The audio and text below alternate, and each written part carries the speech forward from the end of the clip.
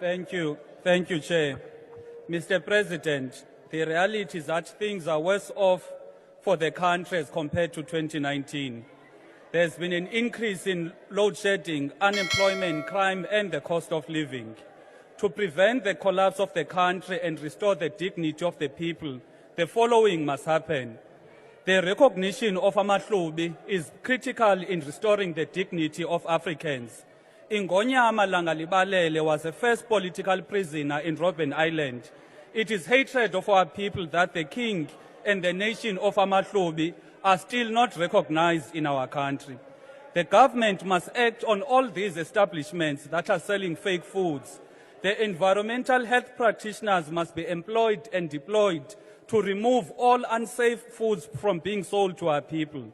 Mr. President, the fact that you went to a foreign trader who's probably not legally in the country, not paying taxes, selling fake and expired foods, whilst our children in Soweto died of fake foods last year, and you did not go to their families, let alone condemn the action, shows how much you disregard South Africans who've been calling for the government to act on illegal immigration and the foreign domination on the township economy.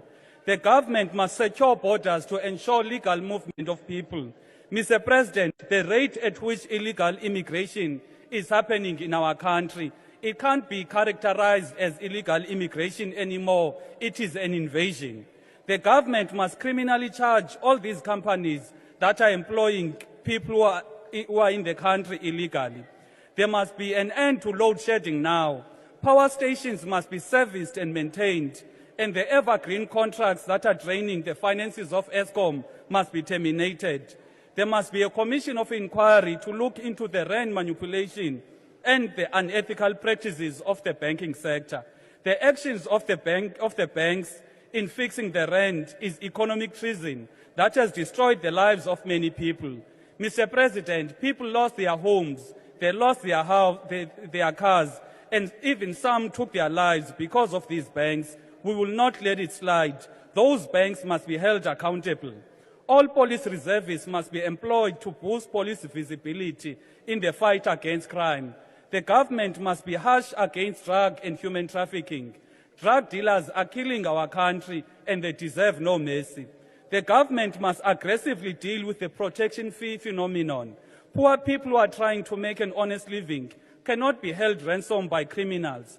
Mafias who forcefully demand 30% fee from local projects and businesses must be brought to a stop.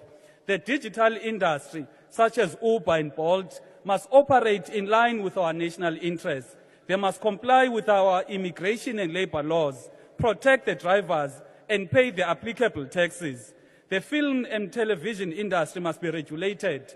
Film personnel are currently exploited by the industry producers and production companies, and there must be educational content that builds the spirituality and moral character of our country. Mr. President, as seen now as a country with a television content that is full of alcohol abuse, drugs, sex, and crime. The government must go on an aggressive local manufacturing drive. We can't be even importing toothpicks. Basic goods such as cutlery, towels, soaps must be produced in all districts in order to make citizens to be economically active.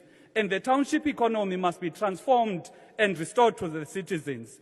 There must be more skills development centers, libraries, art centers than taverns in the townships.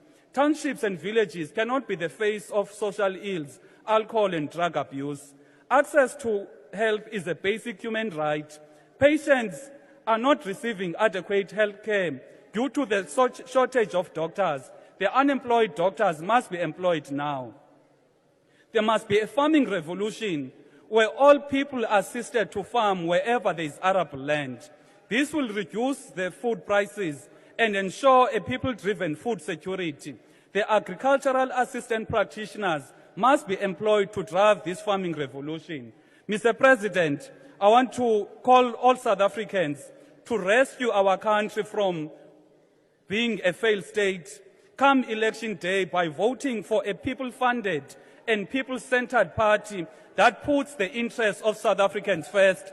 All South Africans come these elections, they must vote for ATM. Citizens you have a responsibility of shaping the direction the country is taking. And the country is collapsing right under your watch. Therefore, you as citizens, you have a responsibility of shaping the direction of the country by voting ATM. Thank you. Thank you.